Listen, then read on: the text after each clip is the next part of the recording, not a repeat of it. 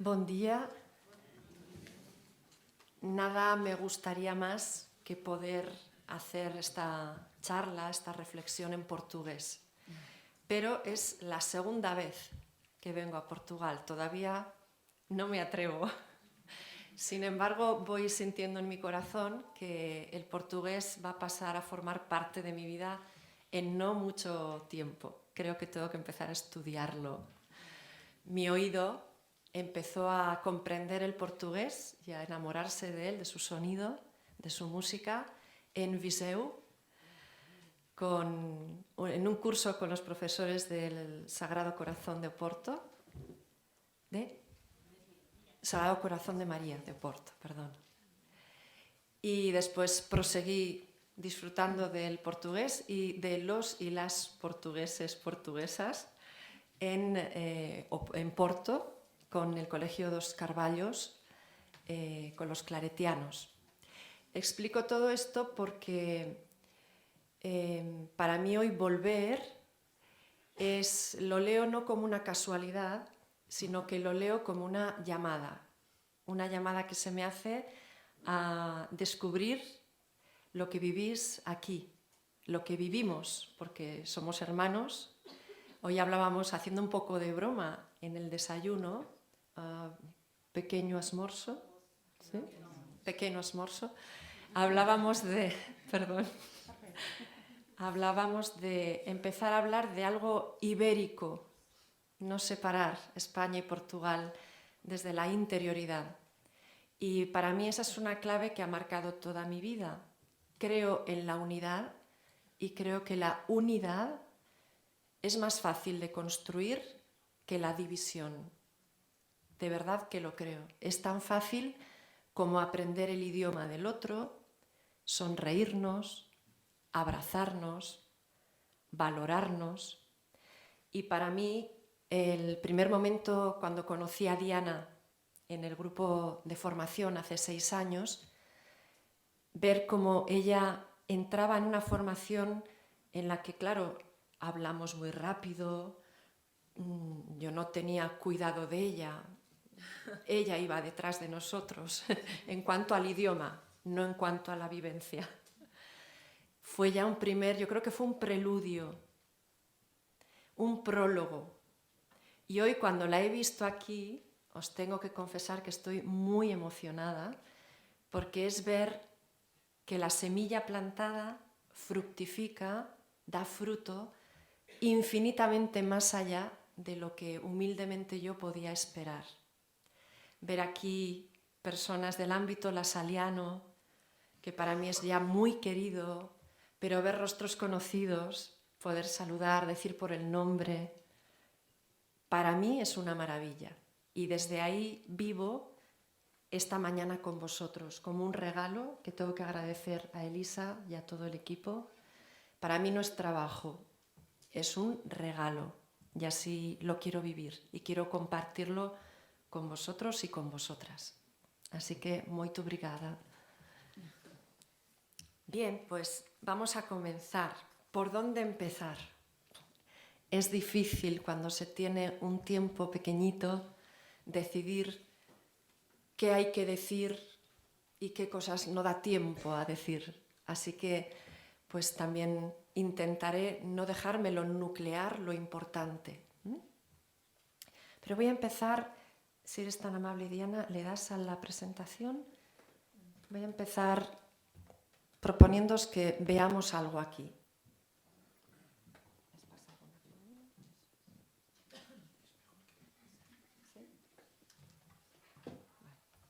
Perdonad.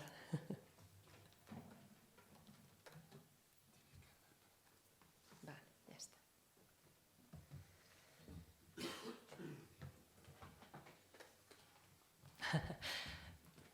¿Qué hace aquí Angela Merkel? ¡Qué susto! No somos amigas, no nos conocemos.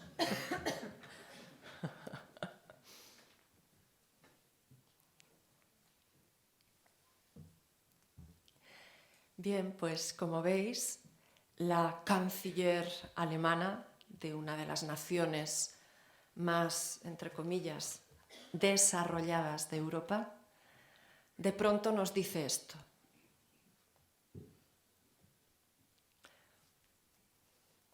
Qué raro, ¿qué querrá decir? A mí me llamó muchísimo la atención y me llevó a una reflexión bastante profunda. Antes nosotros hemos cantado esto otro.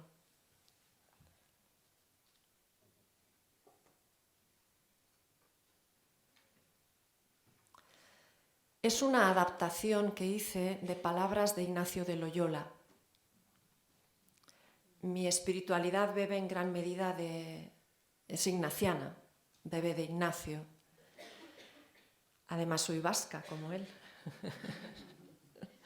El único fallo de Ignacio es que no nació en Bilbao. Es lo único que le faltaba. Bien. Ignacio, en su experiencia interior, lo primero que nos dice es esto, que no es el saber, la mente, lo mental, lo que nos llena, lo que nos hace sentir plenos, sino el gustar internamente, paladear, saborear dentro de nosotros. ¿El qué? Ignacio, en las anotaciones iniciales a los ejercicios espirituales, nos dirá esta frase: no el mucho saber arte y satisface el alma, sino el gustar las cosas, no Dios, eso lo puse yo, el gustar de las cosas internamente. Algunos se emocionan. Imagino de dónde venís. Bien, Ignacio hizo una experiencia interior en la que sus planes de vida quedaron rotos, destrozados en las murallas de Pamplona, una ciudad del norte de España. En el siglo XVI, ¿se entiende? Sí. En el siglo XVI, un hombre vive la experiencia de que todo aquello que hasta un momento para él había sido central, le había definido como persona, había marcado lo que hacía y lo que no hacía, por un acontecimiento externo, todo eso cae, se hace añicos, se rompe. Pero de esa ruptura comienza a emerger, a nacer, poco a poco, en un proceso largo, un nuevo Ignacio, una nueva persona. Ese es el proceso que acontece en ti y en mí cuando conectamos de verdad y nos entregamos al ser interior. Muchas murallas en nosotros tienen que caer. A veces algo nos tiene que herir para que por fin escuchemos y contemplemos de verdad la respuesta a la pregunta: ¿quién soy yo? Esa fue la experiencia de Ignacio en el siglo XVI.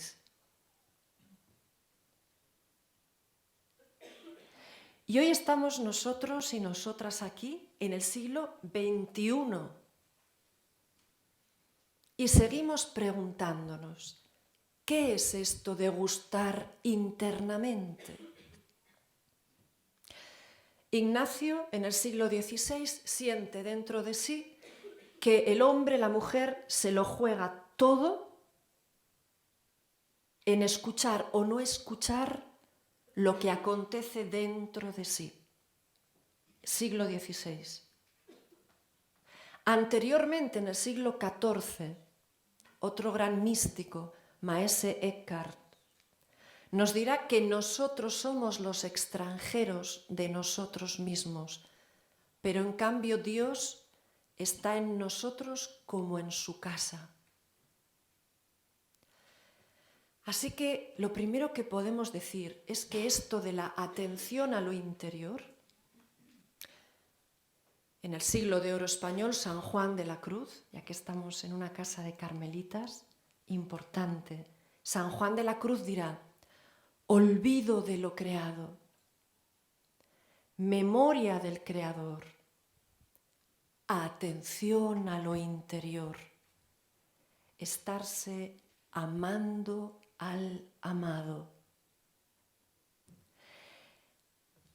Todos los siglos de la historia de la humanidad están atravesados por esta llamada a atender lo interior. Y todos los caminos espirituales, ya sean cristianos en todas sus confesiones, o ya sean musulmanes, o ya sean judíos, o ya sean hinduistas, o ya sea desde la filosofía budista o desde el Tao, la historia de la humanidad está atravesada por la belleza que nace cuando el hombre y la mujer escuchan su interior. Cambian los lenguajes, las propuestas, los métodos, pero hay un núcleo común en la humanidad. No podemos ser plenamente lo que estamos llamados a ser si no aprendemos a escuchar nuestro ser interior y en él la voz de Dios. Entonces llegamos al siglo XXI y esta mujer afirma esto, pero curiosamente, si leemos el cuerpo de la noticia, lo que ella afirmaba, hay algo que no nos sirve. Hay formas de volver a Dios que ya no podemos en el siglo XXI permitirnos como humanidad. Angela Merkel afirma que Europa debe volver a Dios para marcar la diferencia ante los musulmanes. No. Qué pena. En un mundo globalizado, supuestamente globalizado, cada vez hay más voces que intentan señalar las diferencias, los espacios pequeños, las fronteras. No, eso no, señora Angela Merkel. El Dios en el que creemos, los cristianos, el Dios del Evangelio de Jesús es Dios de unidad, es Abba, papá de todos. Y no juzga, sino que es misericordia. Europa no debe volver a Dios para encerrarse en las seguridades de un falso Dios. Europa debe volver a Dios, sí, y el mundo, el planeta debe volver a Dios, pero ¿a qué Dios? A mi modo de ver, propongo pensarlo de la siguiente manera. Antes de pretender que el mundo o Europa o mi país o mi colegio o mi familia o yo vuelva a Dios, antes tengo que construir el hogar interior. Tengo que humanizarme. La primera semana de los ejercicios espirituales no es una semana para pensar sobre Dios. La primera semana el ejercitante la vive poniendo en orden su casa. Si esto no se hace, la aparición de falsos dioses es así de fácil.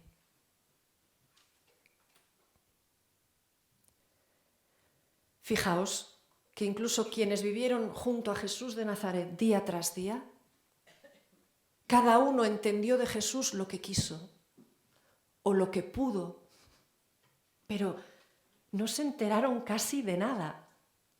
Y nosotros decimos, oh, por Dios, si yo hubiera estado allí, vamos, hombre, qué tontos. Tenían a Jesús con ellos y no se enteraron. Nos hubiera pasado lo mismo. Cuando se enteran, cuando comprenden con todo el ser, con el cuerpo, con la mente, con el corazón, en Pentecostés, cuando la ruaj de Dios les penetra, cuando empiezan a vivir la misma vida de Dios dentro de sí, pero por un don de Dios, no por un esfuerzo humano. Señora Merkel, Europa no volverá a Dios porque usted lo diga, ni porque nadie lo quiera. Volver a Dios es primero volver a la casa interior, escuchar todo lo que se gesta dentro de nosotros, ser padres y madres de nosotros mismos. Y solo ahí una persona puede vivir, si Dios lo quiere, porque es un don de Dios, misterio de Dios. Ahí en ese hogar interior es donde se gesta el verdadero encuentro con mayúscula. Todo este prólogo os lo digo porque hemos de entender que la propuesta de la que ahora os voy a hablar, la propuesta sobre una forma de educar la interioridad en el ámbito escolar, hemos de tener muy claro que la proponemos en un contexto social, cultural, económico, político, muy peculiar. Esto es clave. La expresión de Angela Merkel de que hemos de volver a nuestras raíces cristianas, así a simple vista nos puede gustar. ¡Ay, qué bien! Que alguien lo diga, ¡qué bien! Pero detrás de la propuesta y leyendo cómo ella lo explica, que la gente vuelva a ir a las iglesias, que la gente lea la Biblia, muy bonito, pero ¿para qué? Para marcar la diferencia ante los musulmanes que nos están atacando. Ese discurso, esas palabras, son palabras fruto del neoliberalismo. La mentalidad del hombre y la mujer neoliberal es una mentalidad práctica, consumista, tecnológica, muy materialista. Y desde esa mentalidad neoliberal, hija del capitalismo, es muy fácil caer en la banalidad y en la banalización de Dios. Nos convertimos en los israelitas construyendo un becerro de oro. En el libro del Éxodo, cuando Moisés se va a un encuentro con Dios, el pueblo pierde el norte, se siente abrumado por la grandeza de lo que está viviendo y dice, no, a mí dame algo pequeñito, claro, práctico, atractivo, que no me complique la vida. Y construye el becerro de oro. Y a lo largo de la historia de la humanidad, muchos creyentes hemos seguido construyendo becerros de oro. A mi modo de ver, la propuesta de Angela Merkel es un becerro de oro. Nos distrae del verdadero trabajo que tenemos que hacer ya, que es devolver a este sistema capitalista la humanidad, la común unidad de todos los hombres y mujeres del planeta.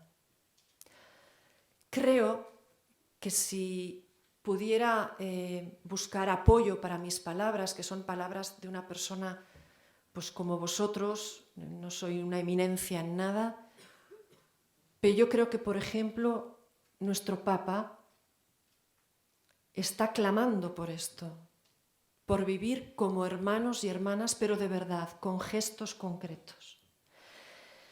Escuchando los discursos del Papa Francisco, leyendo lo que él va escribiendo, a mí personalmente me lleva a certificar que este trabajo de educación de la interioridad es importante y tiene mucho sentido en el mundo actual. Creo que la crisis del sistema neoliberal, no sé aquí en Portugal, pero en España, una de sus consecuencias más sangrientas está siendo la cantidad de hombres y mujeres de familias que se quedan sin casa. Son expulsados de sus casas, los desahucios.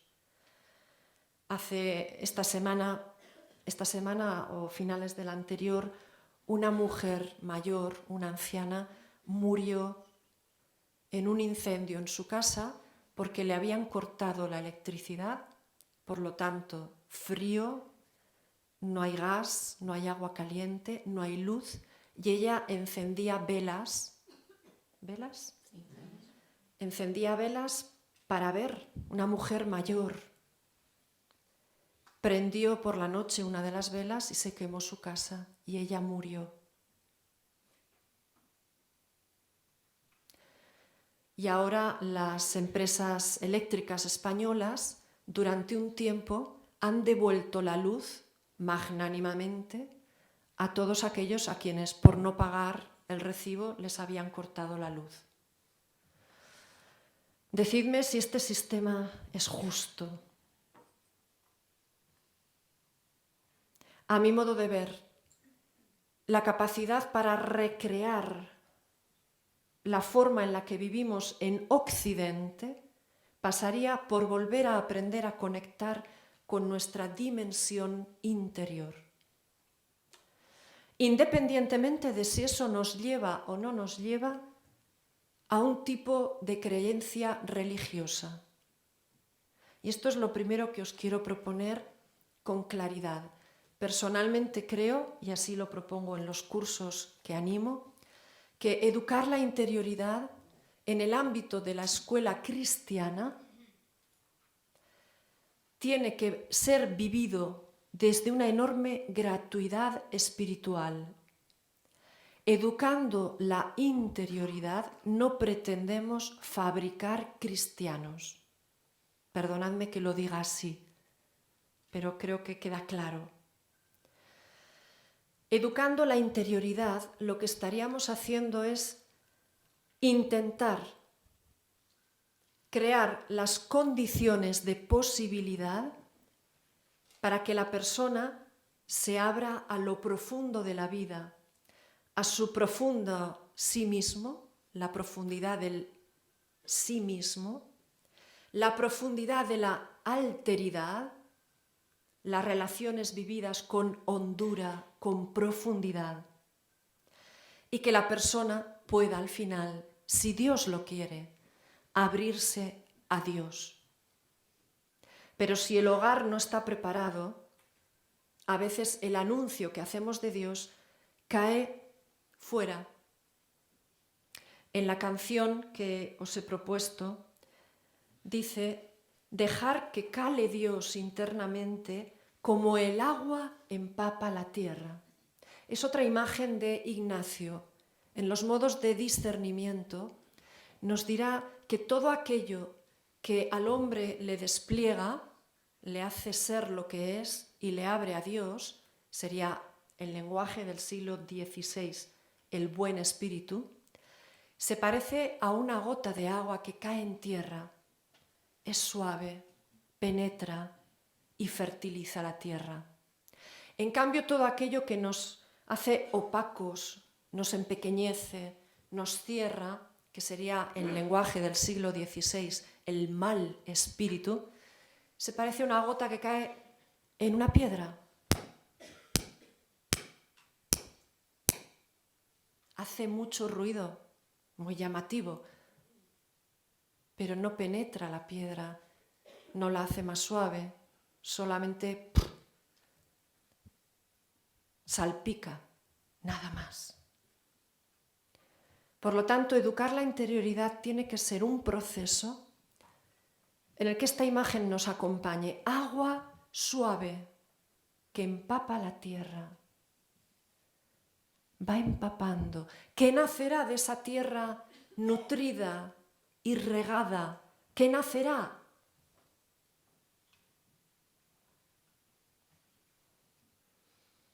Ese es el camino personal, que no sucede a los occidentales, que queremos controlarlo todo. Incluso en la pastoral educativa, pretendemos que si hago esto y luego esto, tiene que pasar esto. Deja que Dios sea Dios. Gratuidad, gratuidad, gratuidad. Eso es para mí educar la interioridad. Caminar de forma gratuita los caminos de la vida, enseñando a nuestros niños, a nuestros adolescentes, a nuestros jóvenes, lo maravilloso que es ser persona. La maravilla de ser plenamente humano. Si ya solo eso se viviera con hondura, con fuerza, con plenitud, ¿cuántas cosas maravillosas no pasarían? Y si eso se vive así, ¿de qué manera tan profunda podríamos vivir la experiencia de Dios si Dios me regala a mí la fe? Así que si os interesa el tema de educar la interioridad, lo siento, es un poco duro, porque aquí no hay rutas muy claras, no hay demasiados mapas. Lo que hay es camino, camino por hacer, y solo se puede hacer desde un fondo muy grande de auténtica gratuidad.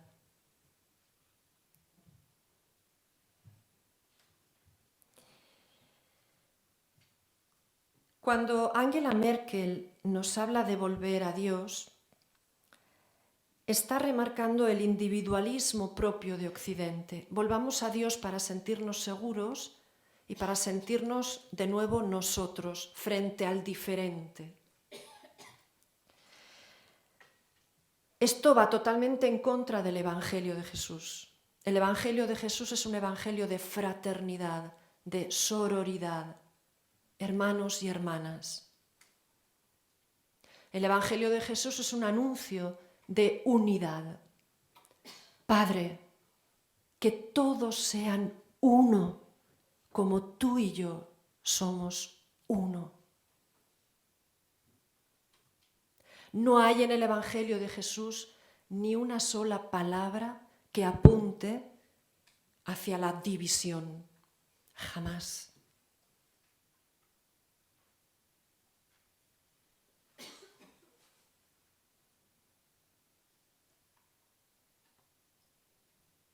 Por eso, en la educación de la interioridad hay dos objetivos que para mí son absolutamente irrenunciables. Y Diana os los podría decir de memoria, estoy segura. Primer objetivo de la educación de la interioridad: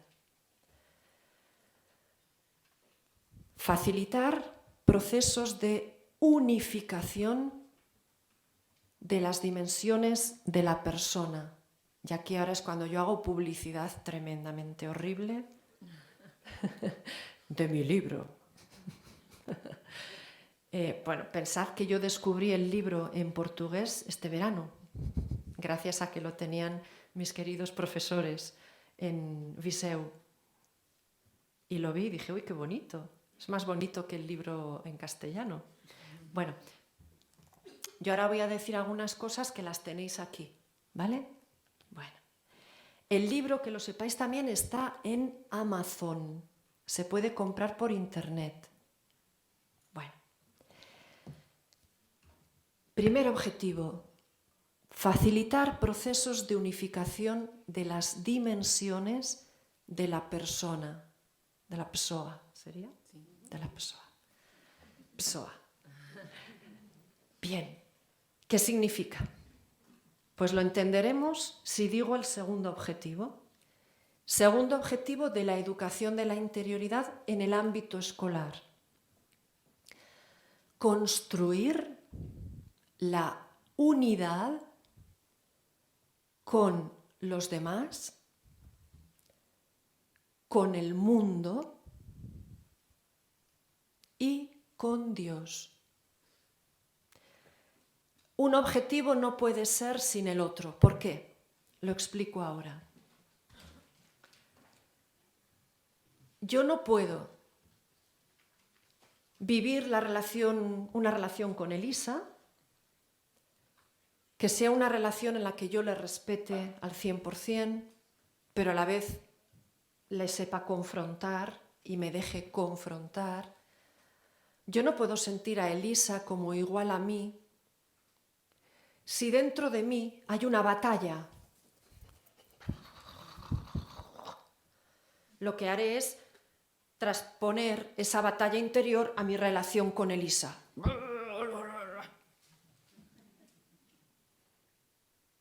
¿Cuándo estoy capacitado para vivir estas claves profundas de fraternidad? Para vivirlo cada día, con cada persona. Si yo he hecho primero un camino personal de unificación y de pacificación. Por eso educar la interioridad jamás es una propuesta de encerrarme en mí mismo.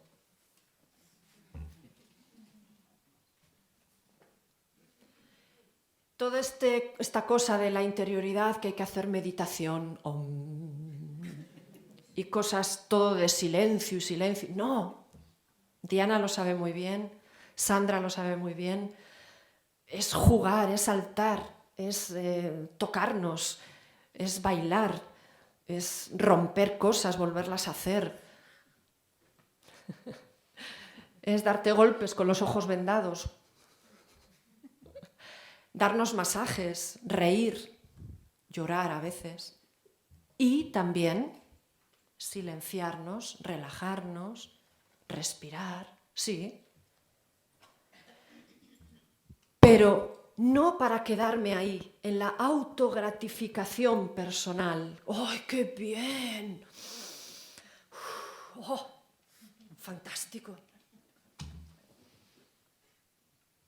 No, si yo estoy bien, es para que tú estés bien. Entonces, ahora que yo estoy más o menos bien, estoy un poco mejor, menos estresado, menos enfadado, estoy más reconciliado conmigo mismo. Bueno, tengo defectos, pero no pasa nada, me quiero. Ahora, ¿qué te pasa a ti? ¿Qué necesitas? ¿Puedo ayudarte? ¿Tú sabes que eres una maravilla? Yo te lo cuento, porque yo soy una maravilla. Tú también. Ese es el camino de la interioridad, el camino de entrar para salir, no para quedarme. Por eso estos dos objetivos son fundamentales. Si me unifico como persona, no es para luego decir, yo soy perfecto, estoy en un nivel de evolución espiritual profundísimo. Además, soy vegetariano, incluso vegano.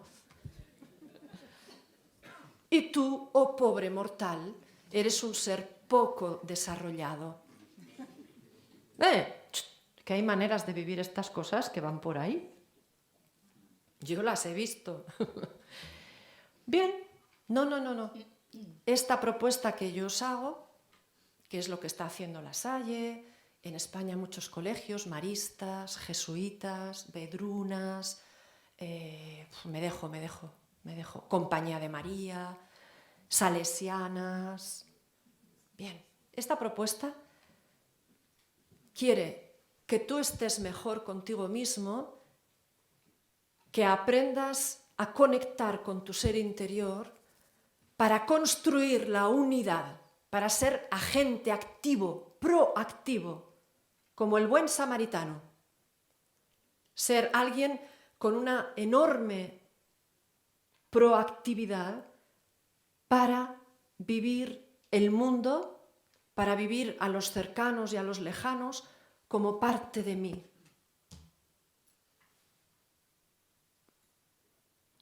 Hay una expresión de un jesuita al que quiero mucho, Javier Meloni, que dice: tú eres lo otro de mí. Claro, si esto yo lo integro en mi vida, lo alimento, esto cambia la vida. No es una idea, es una experiencia. Por eso estos dos objetivos tienen que trabajarse con una metodología activa, eminentemente activa. ¿Qué significa una metodología eminentemente activa? A mí me gusta decirlo con esta frase tan sencilla: que me pasen cosas. ¿Y de dónde tomo esa frase o esa idea? Yo eso lo aprendí contemplando y meditando la peripecia del Éxodo. ¿Cuál es la pedagogía de Dios en el Éxodo? En el libro del Éxodo. Es precioso, eso también lo explico aquí. Así me pago el próximo viaje, ¿eh? Si lo compráis todos. ¿Ves? Mentalidad neoliberal. Pues, ¿qué pasó en el Éxodo? Fijaos qué bonito. En el libro del Éxodo encontramos un grupo de hombres y de mujeres que en un momento determinado se sienten esclavos. ¿Esclavos? ¿Se entiende esta palabra? Bien, en ese momento en que caen en la cuenta de su situación de esclavitud, es cuando claman: libéranos, Señor. Primera idea importantísima: no pretendamos nosotros como educadores anunciar algo a alguien que no se plantea el anuncio. Si yo no me siento esclavo de nada, si yo no siento que me falta nada, pues estoy feliz en mi mundo. ¿Y tú qué me dices? Te ha dado un cuarto de hora y ¿de qué me estás hablando? Si yo estoy feliz con mi iPad, con mi ordenador, con... Por lo tanto, quizá educar la interioridad, el primer reto que encierra es proponerlo de tal manera que el adulto primero y el niño, sobre todo el joven, de pronto pueda decir: quiero ser, necesito ser.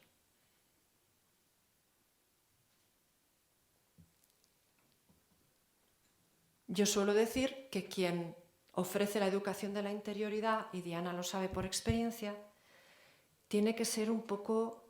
Hay una expresión castellana muy clara, igual os suena un poco mal, pero es muy clara: mosca cojonera. ¿Se entiende? No. Mosca cojonera. Javier, ¿cómo sería en portugués algo parecido? ¿No? Pesada. Tiene que inquietar, tiene que meter el dedo en la llaga, tiene que no dar nada por supuesto. Entonces, una gran parte de la pedagogía de la interioridad es tocar las narices al personal. Y a mí eso se me da muy bien, de muchas maneras, y asumir lo que después pueda pasar. ¿Por qué? Porque solamente si yo me siento esclavo voy a decir: ayúdame, quiero descubrir algo más, quiero salir de mi tierra, necesito otra tierra. Cuando el pueblo clama, ¿qué hace Dios? Dios no dice a la manera Harry Potter, venga, ya, ¡ping! No. Dios escucha una gran oreja y entonces elige un líder. Y ese líder, antes de empezar a liderar nada, vive una gran transformación personal. La historia de transformación de Moisés es brutal. Brutal. Para mí, la más brutal de la Biblia. Pasa de estar en el poder. Moisés era un poco como Angela Merkel, ¿eh? Podía haber sido una Angela Merkel o un Donald Trump.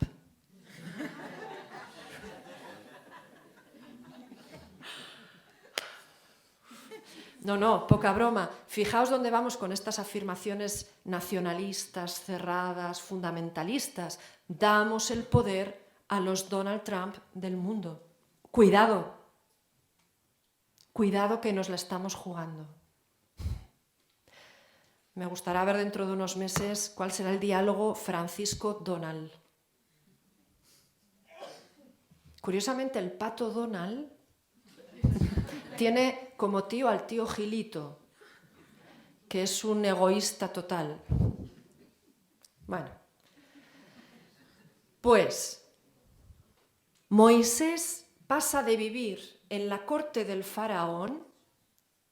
Por faraón entendamos el reino del ego, el egocentrismo, el yo deformado, la parte oscura del ego.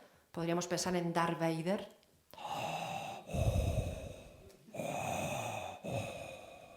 Ese soy yo cuando vivo desde la superficie de mi ser, el ego descentrado.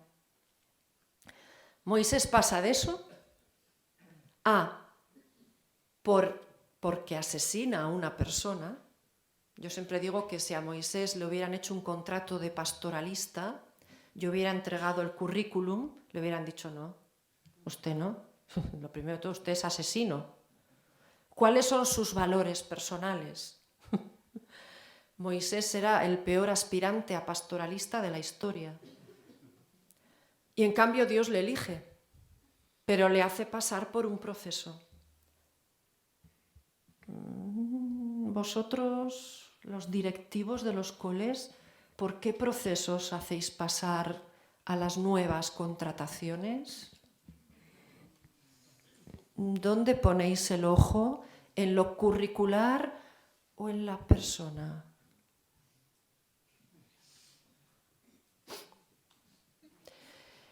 Moisés sale de la corte del faraón y es llevado en una huida al desierto. Y esto del desierto es clave en la educación de la interioridad. ¿Qué es el desierto? El desierto es el lugar donde no hay agua, donde todo es duro, difícil. Es el lugar de la aparente infertilidad. Es el lugar donde es difícil orientarse. La vida es muy dura en el desierto. Pero es el lugar por el que tú y yo tenemos que pasar para llegar a la tierra prometida. Nadie puede llegar a la plenitud personal si no atraviesa sus oscuridades, sus sombras, sus desiertos. Y esta fue la pedagogía de Dios. ¿Quieres ser libre? ¿Quieres saber cuál es tu identidad, Elisa? Sí, fantástico. 40 años. ¿Cuántos tenemos aquí más de 40 años? Ven, ánimo. Sin vergüenza. Sin vergüenza. Muy bien. Vale, todos los que habéis levantado la mano, supuestamente tendríais que estar ya en la tierra prometida. No, de verdad os lo digo. Los que no estéis tenéis tiempo, ¿eh? ¡Qué bien! Estáis a tiempo. ¿Por qué digo esto? Mirad, actualmente casi todas las líneas de psicología profunda, espiritualidad transpersonal, van a remarcar que es en torno a los 40, 50 años que una persona empieza a poder ser quien de verdad es. ¿Y a qué nos hemos dedicado hasta los 50, 48, 43, 40? Tú y yo tenemos que dedicar 40 o 50 años a construir nuestro yo existencial, porque lo necesito. No puedo vivir sin él, es bueno, es necesario. Entonces Dios lo que hizo con el pueblo de Israel fue, camina 40 años, vive 40 años la experiencia de búsqueda, aprende a ser persona dentro de un pueblo y luego veremos. ¿Se entiende lo que quiero decir? Por lo tanto, cuando hablamos de procesos de unificación personal en el colegio, hablamos de que nosotros lo que vamos a hacer trabajando la interioridad es regalar a nuestros niños y jóvenes herramientas concretas para que construyan un yo existencial sano. Solo eso. Porque un niño de 8 años, un jovencito de 16, de 18, no está llamado a ser ya un lama tibetano, ¿no? Él tiene que vivir su vida, tiene que enfrentarse a los adultos, porque psicológicamente es sano, es necesario para crear la identidad personal. Pero nosotros en el cole, y ojalá en la familia, les vamos a señalar por dónde está el camino a la tierra prometida. Mira, para ser tú, pero ser tú en la mejor versión, el tú punto 2, la mejor versión, utiliza estas herramientas y en el colegio les vamos a enseñar. Y el día que dejen nuestro colegio, yo siempre digo, sería precioso que se fueran con el maletín de Mary Poppins. Mary Poppins, cuando llegaba a una casa, abría su bolso y tenía dentro todo lo necesario para amueblar lo de fuera. Era un poco IKEA.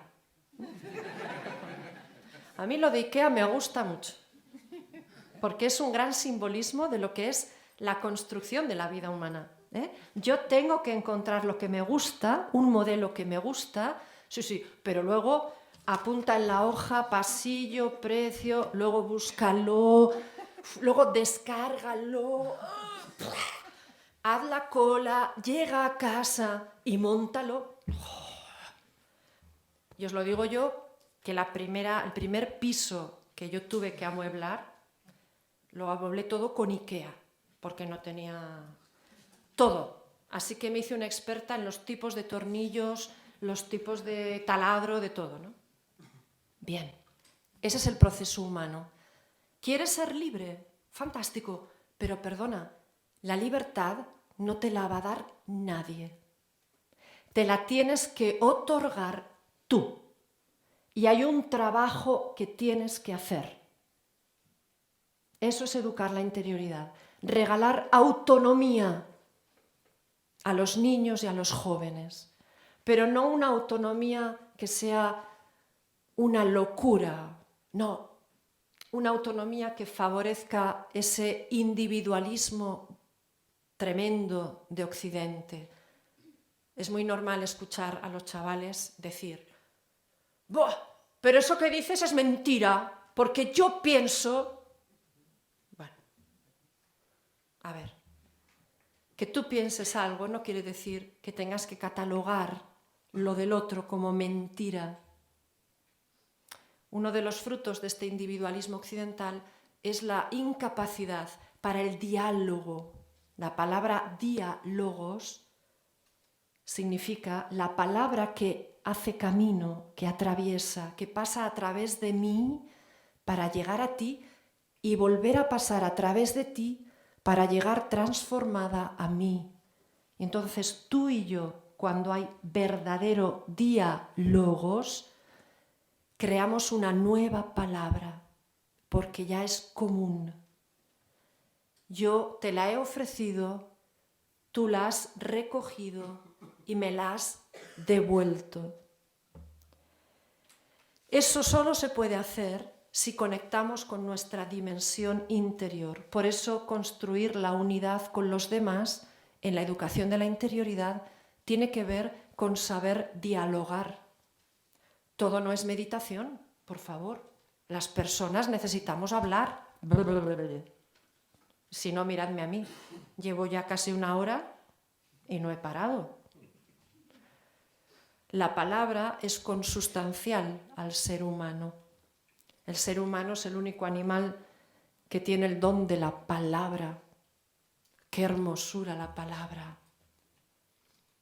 Educar la interioridad es aprender a hablar bien, aprender a escuchar para luego saber argumentar, dialogar.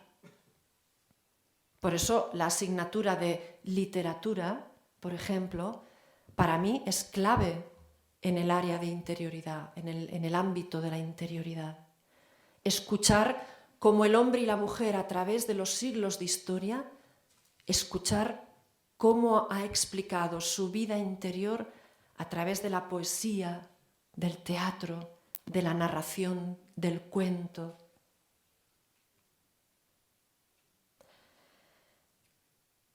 Si esto lo vivimos bien,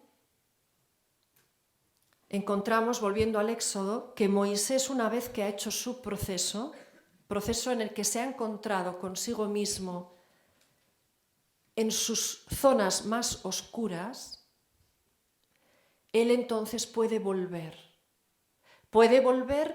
y liderar al pueblo, porque está liberado de sí mismo. Se ha liberado del ego insano y se ha encontrado con el verdadero Moisés.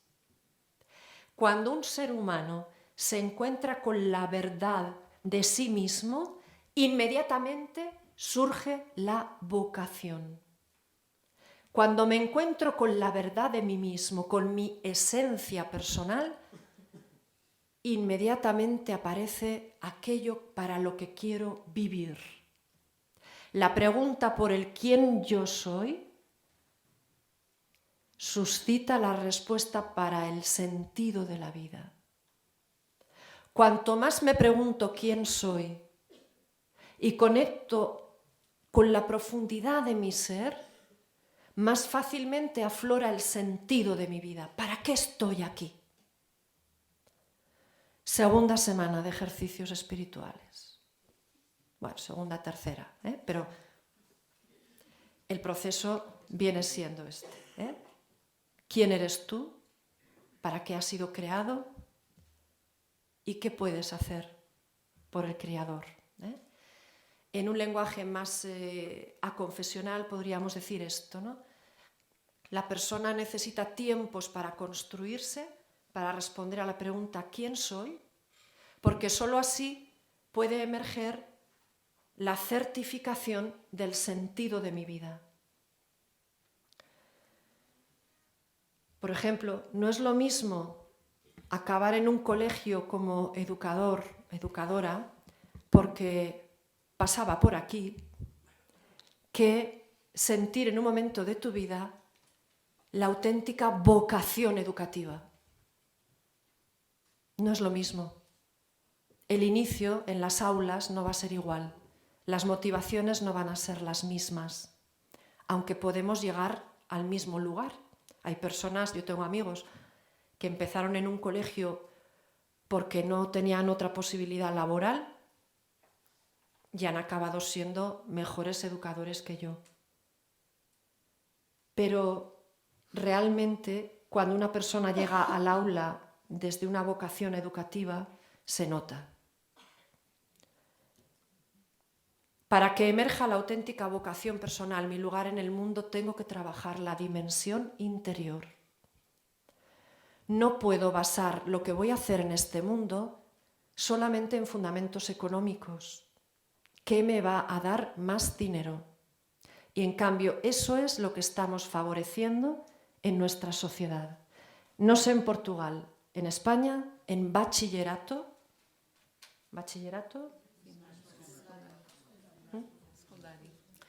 todo el enfoque está puesto en hijo, alumno, estudia la carrera que tenga más salida, es decir, que te vaya a dar un trabajo y dinerito.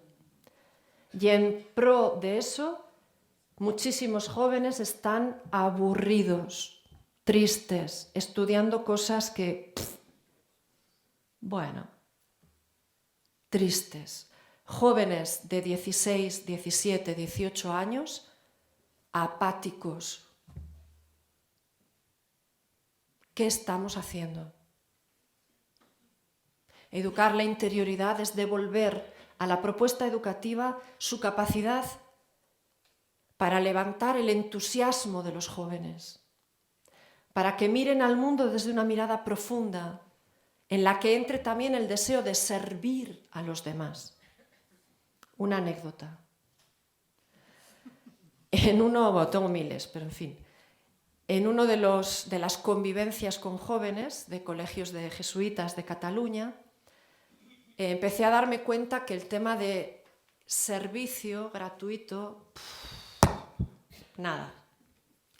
Así que un día estábamos sentados en la sala de trabajo y les dije, una cosa, espera, una pregunta. ¿Alguien aquí sabe lo que es el servicio? Venga, a ver, Elena, ¿qué pregunta más tonta? El váter, el VC, el baño, el retrete. Y entonces una chiquita levanta así la mano y dice, perdonad, yo creo que Elena no pregunta por ese servicio. Entonces yo miré a la niña y le dije, gracias. Y claro, todo el grupo se quedó así. Y digo, no, que si sabéis lo que es el servicio, pues ayuda a los demás. Vale, menos mal. Oye, y vamos a decir, venga, cosas concretas. ¿Qué es ayudar a los demás? Pues todo lo que me decían era hacer y luego hacer y... Impresionante. A partir de esa pregunta hicimos toda la convivencia en torno al concepto de ser para los demás. No veáis lo que costó entender, pero algo hicimos. ¿Cuánto me queda? Ya nada. Ya, madre mía. Pues no llegamos ni...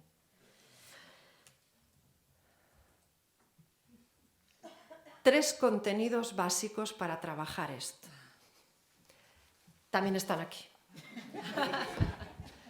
Tres contenidos básicos que cualquier colegio que lo asuma podría desglosar o ampliar con más contenidos, pero hay tres que no podemos renunciar. Primero, trabajo corporal. Yo soy yo en mi cuerpo y con mi cuerpo.